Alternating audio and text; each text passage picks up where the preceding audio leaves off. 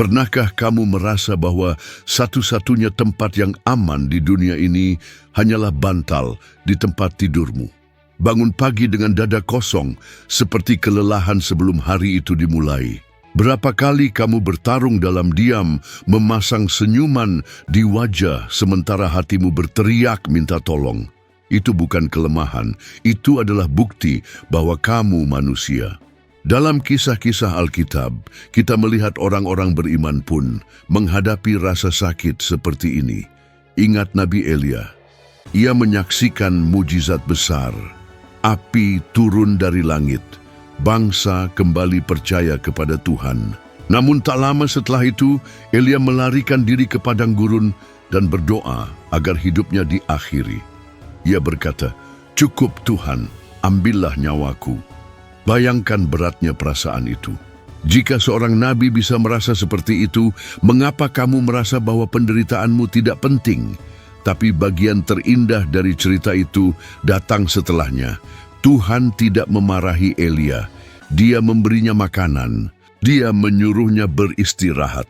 Dan setelah Elia tenang, Tuhan membangkitkan kembali semangatnya. Kadang yang kamu butuhkan hanyalah diam sejenak dan biarkan Tuhan merawatmu. Kamu tidak perlu memiliki semua jawaban hari ini. Kamu hanya perlu satu hal, jangan menyerah. Dalam dunia sekarang, itu bisa berarti mematikan ponsel, menangis, berbicara dengan Tuhan seperti seorang anak kepada ayahnya, dan menunggu. Karena langit masih mendengarkan. Mungkin kamu pernah berkata, "Aku berdoa, tapi Tuhan seperti diam." Tapi bagaimana jika diamnya adalah bentuk pekerjaannya di dalammu, bukan penolakan? Pernahkah kamu bangun merasa ada yang rusak di dalam dirimu, tapi tidak tahu apa itu? Seperti ada beban berat di dada yang kamu bawa, meski tak punya tenaga. Sementara dunia di luar bergerak cepat, di dalam dirimu waktu berjalan lambat. Hari-hari berlalu, tapi jiwamu seperti terhenti. Tak ada yang mengajarkan cara menghadapi diamnya Tuhan. Banyak orang mengalami ini secara diam-diam. Mereka tersenyum di tempat kerja, bercakap seperti tak ada masalah, tapi malam hari menangis dalam sunyi. Berjuang hanya untuk bangun keesokan harinya. Mungkin kamu adalah salah satunya. Mungkin kamu merasa tidak ada yang benar-benar melihatmu, dan yang paling menyakitkan adalah ketika bahkan Tuhan pun terasa jauh. Kamu sudah berdoa, berharap tapi tidak ada yang terjadi. Mungkin kamu meminta jawaban tapi tidak pernah menerima. Tapi tahukah kamu, bahkan hamba-hamba Tuhan terbesar mengalami hal itu. Elia, sang nabi yang melihat api dari surga dan menantang nabi-nabi Baal, juga pernah duduk di bawah pohon dan memohon kematian. Ia berkata, "Sudah cukup Tuhan." Pernahkah kamu mengucapkan hal yang sama? "Aku tidak sanggup lagi." Banyak orang pernah mengatakannya dan Tuhan mendengar setiap kata. Tapi lihatlah, Tuhan tidak menegur Elia. Dia mengirim malaikat, bukan untuk memberi jawaban, tapi untuk merawat, memberi makan, menyuruh Elia tidur. Dan setelah itu Tuhan berbicara bukan dengan petir atau badai, melainkan lewat angin lembut yang berbisik, seolah berkata, "Aku ada di sini, aku selalu ada." Dari situ kita belajar, Tuhan tidak tergesa-gesa menghadapi lukamu. Terkadang Tuhan hanya ingin kamu berhenti sejenak, tidak lagi memaksakan diri untuk selalu kuat. Dia ingin kamu tahu bahwa dirimu juga butuh perhatian. Di masa sekarang, banyak orang yang merasa lelah, seperti ibu yang mengurus segalanya, tapi tidak pernah ditanya apakah dia baik-baik saja. Atau pemuda yang merasa hidupnya tidak punya arah, terjebak dalam rutinitas yang menguras semangat. Ayah yang menanggung beban ekonomi keluarga tanpa bisa menunjukkan kelemahan. Banyak yang tampak baik-baik saja di luar, tapi di dalam hati mereka hanya butuh pelukan. Dalam situasi seperti ini, yang dibutuhkan bukanlah saran, tapi pelukan yang tulus. Bukti bahwa Tuhan tetap dekat, bahkan ketika kamu tidak merasakannya. Bahwa Dia melihat kamu, meskipun dunia seakan tidak memperhatikanmu. Dan yang lebih penting, Dia peduli. Sebelum membangkitkan Lazarus, Yesus menangis. Dia tahu mujizat akan terjadi, tapi dia tetap menangis bersama Maria dan Marta karena dia turut merasakan duka mereka. Tuhan ikut hadir dalam luka hatimu. Dia tidak melewati kesedihanmu dengan terburu-buru. Dia masuk ke ruang tergelap jiwamu dan duduk di sampingmu dalam diam, menunggumu siap untuk bangkit kembali. Dan kadang, bangkit bukan berarti harus berlari atau menyelesaikan semuanya. Kadang, bangkit hanyalah tentang mengambil napas dan melangkah sekali lagi. Jika hari ini satu langkah kecil adalah satu-satunya hal yang bisa kamu lakukan, itu sudah cukup. Karena kamu tidak berhenti, kamu sedang bertahan. Dan bertahan di tengah badai adalah bentuk iman yang paling kuat. Ingatlah berapa kali kamu jatuh dan bangkit lagi. Berapa malam kamu menangis, tapi tetap bangun keesokan harinya. Itulah kekuatan. Itulah iman, bahkan jika kamu tidak menyadarinya. Dalam kitab suci tertulis, orang-orang yang menanti-nantikan Tuhan akan mendapat kekuatan baru. Namun menunggu tidak mudah. Menunggu itu menyakitkan. Menunggu adalah melihat orang lain melangkah maju sementara kamu merasa tertinggal. Tapi menunggu juga berarti percaya bahwa Tuhan sedang bekerja di balik layar, walau kamu belum melihatnya sekarang. Nah, hari ini aku ingin mengajakmu melakukan sesuatu yang sederhana, namun penuh kuasa. Luangkan waktu hanya untuk kamu dan Tuhan. Tidak perlu doa yang indah, bisa berupa keluhan, bisa juga hanya diam. Tapi luangkan waktu itu, katakan padanya, "Aku lelah, tapi aku tahu engkau bersamaku." Karena dia memang bersama kamu. Ketika kamu merasa ditinggalkan, sebenarnya dia sedang memelukmu. Dia sedang menguatkan kamu. Dia sedang mempersiapkan kamu. Mungkin kamu belum bisa melihatnya, tapi akan datang hari di mana kamu sadar. Saat itulah Tuhan bekerja paling dalam. Saat tidak ada yang melihatmu, dia membentuk dirimu. Saat kamu berpikir segalanya sudah berakhir, justru disitulah Tuhan sedang memulai sesuatu yang baru. Maka jangan menyerah. Jika hari ini kamu hanya bisa bernapas dan menunggu, itu sudah cukup. Karena saat kamu menunggu, surga sedang bekerja untukmu. Dan ketika waktunya tiba, kamu akan mengerti bahwa setiap air mata yang jatuh tidak sia-sia. Bahwa malam gelap tidak berlangsung selamanya. Tuhan yang memelihara Elia juga sedang menjaga hidupmu. Berapa kali kamu mengurungkan niat karena merasa tidak mampu? Berapa peluang kamu biarkan lewat karena rasa takut mendominasi? Kadang yang membuat kita berhenti bukan kurangnya keinginan, tapi besarnya keraguan dalam hati. Suara kecil itu berkata, "Bagaimana jika aku gagal? Bagaimana jika mereka menertawakanku? Bagaimana jika aku tidak cukup baik?" Tapi justru di tempat itulah Tuhan ingin hadir. Dan di sanalah perubahan sejati dimulai. Suara kecil itu tampak lemah, tetapi mampu menghancurkan mimpi, bahkan sebelum mimpi itu sempat bertumbuh dan menjadi nyata. Yang paling menyakitkan adalah banyak orang menyerah sebelum mencoba. Bukan karena gagal, tapi karena merasa tidak cukup baik untuk berhasil. Alkitab menceritakan seorang anak gembala bernama Daud yang menghadapi prajurit raksasa bernama Goliat. Tanpa kekuatan, tanpa baju zirah, tanpa pengalaman perang. Ia hanya memiliki satu hal yang dilupakan oleh seluruh pasukan Israel, iman bahwa Tuhan menyertainya, dan itu cukup baginya untuk melangkah. Kemenangan Daud bukan karena kekuatannya, tetapi karena keberaniannya berjalan walau takut. Hari ini, Goliat hadir dalam bentuk yang berbeda. Ia bisa muncul sebagai tagihan yang menumpuk, penyakit yang tiba-tiba datang, wawancara kerja, hati yang hancur, atau tanggung jawab yang terasa terlalu berat. Ketakutan berteriak dalam hati kita, "Kamu tidak punya kesempatan." Tapi jawaban kita harus seperti Daud, "Aku datang atas nama Tuhan."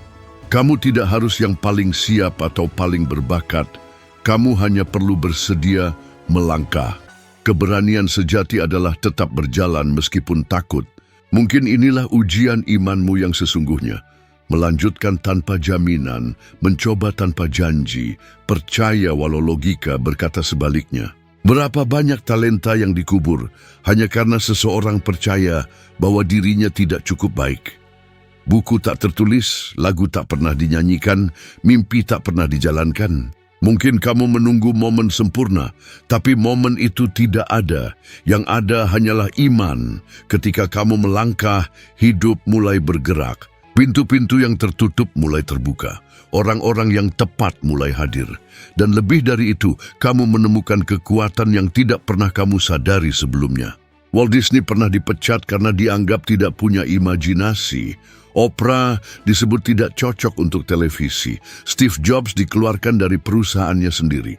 Mereka tidak berhenti. Mereka terus melangkah. Bukan bakat yang membawa mereka menang, tapi ketekunan dan prinsip yang sama berlaku juga untukmu.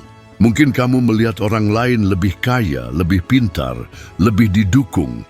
Tapi bagaimana jika Tuhan justru menanti keberanianmu, bukan kemampuanmu? Tuhan senang memakai orang yang diremehkan dunia untuk menunjukkan kemuliaannya. Kamu mungkin orang biasa, tapi kamu bisa jadi alat luar biasa. Kamu bisa jadi pegawai yang tidak pernah diperhatikan, murid yang tertinggal, pengusaha yang produknya belum laku, seniman yang tak dilirik. Tapi kamu tetap bisa menang, kamu bisa bangkit, kamu bisa mulai hari ini. Dan mungkin langkah pertama itulah yang akan mengubah seluruh hidupmu. Hari ini aku ingin mengajakmu mengambil tantangan sederhana, namun bisa mengubah segalanya. Dalam 7 hari ke depan, lakukan satu hal yang selama ini kamu tunda karena takut. Mungkin itu mengirim lamaran kerja, mulai menulis ide proyek yang tertunda, merekam video, meminta maaf, berjalan pagi, membuka Alkitab, atau memulai kembali doa yang pernah kamu hentikan. Apapun itu, lakukan saja. Dan setiap hari sebelum kamu bertindak, berdoalah begini, Tuhan, aku takut, tapi aku akan melangkah bersamamu. Perhatikan apa yang terjadi. Karena ketika iman bertemu tindakan, surga mulai bergerak. Tuhan tidak bekerja di zona nyaman, Ia hadir di medan keberanian. Mungkin sekarang yang Tuhan tunggu darimu hanyalah satu langkah kecil, satu langkah melawan ketakutan, satu langkah melawan keraguan, satu langkah menuju yang tampaknya mustahil, satu langkah iman. Pernahkah kamu merasa semua orang bergerak maju, sementara kamu terjebak di tempat yang sama? Seolah semua orang di sekitarmu berkembang, berubah, mencapai sesuatu, sementara kamu diam tak bergerak. Kamu melihat orang menikah, bepergian, membeli rumah, mendapat promosi, lalu kamu bertanya-tanya, apa yang salah denganku? Meski kamu berusaha, pintu tetap tertutup, hasil tak kunjung datang. Doa terasa seperti membentur langit dan kembali padamu. Hidup terasa seperti tertahan di ruang tunggu tanpa akhir. Tapi benarkah kamu diam? Atau justru kamu sedang dipersiapkan? Ada satu kisah di Alkitab tentang hal ini. Yusuf, anak Yakub. Ia anak kesayangan, punya mimpi besar, percaya Tuhan punya rencana besar baginya. Tapi ia dijual oleh saudara-saudaranya sendiri. Dikhianati oleh orang yang dicintainya, dituduh tanpa bukti, lalu dipenjara. Tahun demi tahun berlalu, tak satu pun janji terlihat, tak satu pun mimpi terwujud. Ia pun bertanya, Tuhan, Engkau di mana? Namun di balik jeruji penjara, Tuhan tetap bekerja. Yusuf sedang dibentuk untuk memimpin. Ia belajar setia dalam hal kecil, tumbuh dalam karakter, kedewasaan, dan hikmat. Dan ketika waktunya tiba, ia dibawa keluar dari penjara langsung ke istana. Semua penderitanya tidak sia-sia, setiap luka punya tujuan ilahi. Mungkin sekarang kamu sedang berada di masa penantianmu sendiri. Hidup seolah berhenti, semua terasa lambat, harapan mulai pudar. Tapi itu bukan berarti Tuhan melupakanmu. Bukan berarti janjinya dibatalkan, itu hanya berarti kamu sedang diproses. Seperti pemuda yang setiap hari mengirim lamaran tapi belum diterima kerja. Seperti seorang ibu yang membesarkan anak sendirian, melakukan segalanya tapi merasa tidak dihargai. Atau pasangan yang bertahun-tahun berusaha punya anak namun selalu gagal? Atau pebisnis yang sudah mengorbankan segalanya tapi usahanya belum berhasil? Atau pelayan Tuhan di gereja yang memberi hati sepenuhnya namun merasa tidak dipakai Tuhan? Pernahkah kamu berpikir bahwa mungkin Tuhan sedang menyembunyikanmu karena kasih? Ia belum menampakkanmu ke dunia karena sedang melindungimu dari hal yang belum siap kamu hadapi. Ia sedang membentukmu jauh dari sorotan, jauh dari pujian, jauh dari pengakuan. Seperti pohon yang tumbuh dalam diam, menguatkan akarnya sebelum menjulang ke atas. Kamu tidak bisa mendengar suara akar yang tumbuh ke dalam tanah, tapi mereka sedang bekerja, memperkuat fondasi, menambah kestabilan. Karena tanpa akar yang dalam, angin pertama yang datang bisa menjatuhkan segalanya.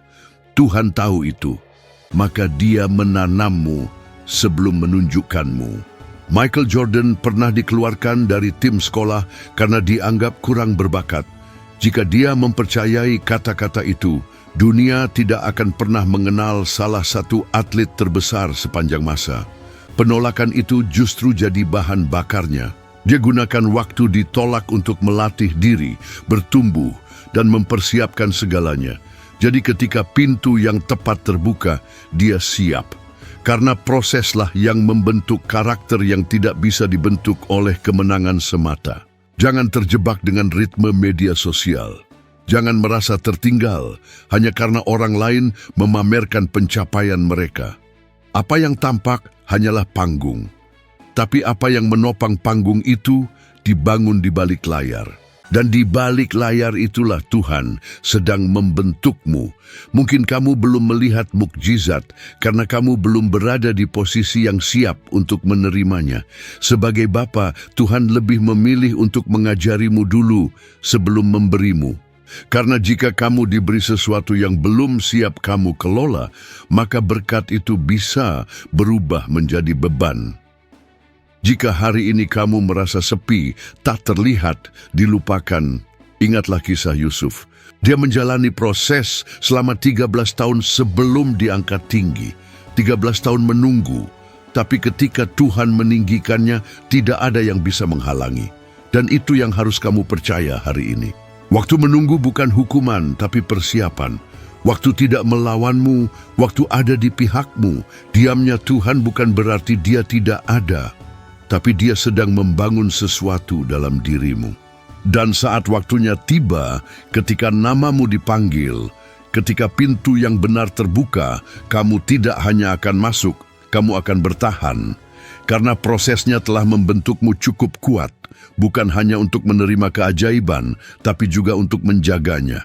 Teruslah bertahan, tetap setia dalam hal kecil, terus melayani, terus mengasihi, terus bermimpi. Surga belum melupakanmu. Apa yang hari ini terasa seperti keterlambatan, besok akan menjadi kesaksianmu. Dan kamu akan berkata dengan air mata di mata, menunggu itu ternyata layak. Pernahkah kamu merasa telah terlalu banyak salah hingga berpikir tidak ada lagi ruang untuk memulai dari awal? Merasa sudah terlalu jauh tersesat, terlalu sering mengecewakan Tuhan? Mungkin kamu menyimpan penyesalan yang berat, kenangan yang menghantui, keputusan terburu-buru yang mengubah arah hidupmu. Sekarang kamu menatap cermin dan bertanya, apakah masih ada waktu untukku? Berapa kali kamu berharap bisa memutar waktu hanya untuk memperbaiki segalanya? Tapi masa lalu tidak bisa ditulis ulang, namun masa depan masih bisa ditebus. Dan disitulah kasih karunia Tuhan bekerja. Petrus, murid terdekat Yesus, mengalami hal itu juga. Dia adalah yang paling dulu berkata tidak akan meninggalkan Yesus. Yang paling berani, paling lantang, setidaknya kelihatannya begitu. Tapi saat Yesus ditangkap, dia takut. Dan dia menyangkal Tuhannya, bukan 1 kali, bukan 2, tapi 3 kali. Dalam 3 kali jawaban ya dari Petrus, Yesus tidak hanya memulihkan hubungan mereka, tetapi juga memulihkan tujuan hidupnya. Setiap kali Petrus menjawab, Yesus berkata, "Gembalakan domba-dombaku." Artinya, aku masih mempercayaimu, Petrus. Mungkin itulah yang kamu perlu dengar hari ini. Tuhan masih percaya padamu. Meskipun masa lalumu kelam, meskipun hidupmu penuh kesalahan, Tuhan tidak menilaimu berdasarkan kegagalan, melainkan berdasarkan pemulihan. Yang mendefinisikan dirimu bukan dosa, tetapi apa yang Tuhan lakukan setelah pertobatanmu. Seperti seorang ayah yang dulu meninggalkan anak-anaknya dan kini merasa tidak layak untuk kembali memperbaiki hubungan itu. Seperti wanita yang menjalani hubungan beracun, membuat keputusan sulit, tenggelam dalam kecanduan, lalu percaya bahwa ia telah kehilangan hak untuk memulai lagi. Atau pemuda yang meninggalkan gereja dan merasa Tuhan sudah menyerah padanya. Atau seseorang yang mengkhianati, menyakiti dan membohongi, lalu membawa rasa bersalah seberat rantai di lehernya. Tapi jika kamu melihat ke salib, kamu akan melihat bahwa di sanalah semua kesalahan diampuni dan semua cerita bisa dimulai kembali. Di sanalah masa lalu dihapus dan diganti dengan anugerah. Tak ada kejatuhan yang terlalu dalam untuk tangan Tuhan jangkau. Tak ada dosa yang terlalu besar hingga kasih-Nya tidak mampu menutupinya. Salib adalah tentang awal yang baru. Salib adalah jawaban Tuhan setiap kali kamu berpikir semuanya telah berakhir. Tahukah kamu bahwa Thomas Alva Edison gagal lebih dari 1000 kali sebelum berhasil menemukan bola lampu? Saat ditanya bagaimana rasanya gagal begitu banyak, ia berkata, "Saya tidak gagal 1000 kali. Saya hanya menemukan 1000 cara yang tidak berhasil." Bagaimana jika seluruh hidupmu sejauh ini hanyalah proses penemuan? Bagaimana jika semua kesalahanmu adalah bagian dari kesaksianmu? Bagaimana jika itu tidak menghancurkanmu, tetapi justru memperkuatmu? Banyak orang percaya bahwa mereka harus sempurna untuk datang kepada Tuhan. Namun sebaliknya yang benar, yang terluka pergi ke rumah sakit, yang kotor butuh dibersihkan, yang tersesat harus ditemukan, yang berdosa butuh juru selamat. Masih ada waktu, masih ada pengampunan, masih ada harapan. Dan lebih dari itu, masih ada tujuan yang hanya kamu bisa genapi. Kesalahanmu tidak membatalkan rencana Tuhan. Kesalahanmu justru menunjukkan betapa kamu membutuhkan Dia untuk menyelesaikannya. Mungkin ini saatnya kamu mengampuni dirimu sendiri, karena Tuhan sudah lebih dulu mengampunimu. Dan jika Dia yang kudus tidak menghakimimu, mengapa kamu masih menghakimi dirimu sendiri? Sudah waktunya untuk meninggalkan masa lalu di tempatnya. Berhentilah menghukum diri atas apa yang sudah kamu serahkan di kaki salib. Angkat kepalamu, lap air matamu, dan sadarlah. Ceritamu belum selesai. Tuhan masih mau memakai kamu. Dia ingin membangkitkanmu. Dia ingin melakukan denganmu seperti yang Dia lakukan dengan Petrus. Mengubah rasa malu terbesar menjadi kesaksian terbesar. Petrus yang sama yang menyangkal Yesus menjadi orang pertama yang berkhotbah setelah Pentakosta. Dia yang jatuh, bangkit kembali dalam kuasa. Surga tidak memandangmu dengan hina, tetapi dengan kasih. Tuhan tetap berkata, "Aku memilihmu." Apa yang dulunya terasa seperti kesalahan besar, kini berubah menjadi anugerah yang luar biasa. Kamu tidak dihakimi, kamu sedang dipanggil untuk pulang. Tarik napas dalam-dalam sekarang. Tutup matamu sejenak dan pikirkan semua yang telah kamu lewati dalam hidup ini. Semua usaha, semua kegagalan. Ingat malam-malam di mana kamu menangis sendirian, tersenyum di luar, tapi hatimu terasa hancur di dalam, dan kamu tetap bertahan. Sekarang pikirkan satu hal ini, kamu masih di sini, kamu masih hidup. Dan jika kamu menonton video ini, itu bukanlah kebetulan semata. Tuhan belum selesai dengan hidupmu. Dia masih menulis ceritamu.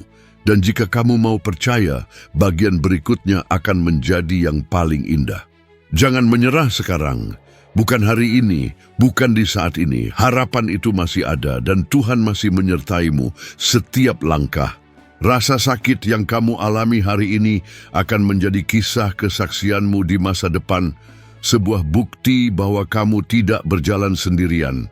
Dan saat hari itu datang, kamu akan melihat ke belakang dan berkata, "Aku hampir menyerah, tapi Tuhan yang memegangku tetap berdiri." Bagikan video ini kepada seseorang yang sedang membutuhkan harapan. Seseorang yang hatinya lelah, tapi jiwanya masih mencari terang. Ingatlah selalu, rasa sakitmu bukanlah akhir dari segalanya. Itu adalah awal dari misi baru yang Tuhan percayakan padamu. Tuhan masih memanggilmu. Dia belum menyerah atas hidupmu.